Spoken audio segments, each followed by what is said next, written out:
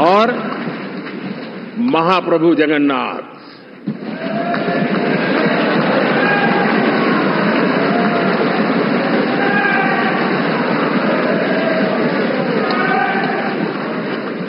और मैंने अनुभव किया हमेशा, मैं हमेशा मानता हूं ईश्वर के अनेक रूप होते हैं, लेकिन जब मैं भगवान महाप्रभु जगन्नाथ जी को याद करता हूं तो मैं हमेशा मानता हूं ये गरीबों के देवता है।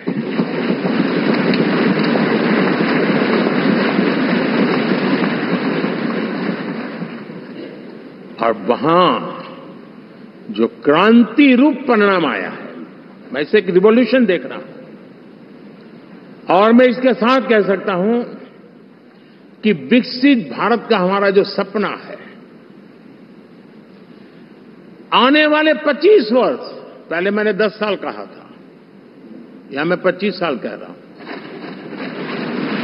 आने वाले 25 साल महाप्रभु जगन्नाथ जी की कृपा से उड़ीसा देश की विकास यात्रा के ग्रोथ इंजन पैकी एक होगा।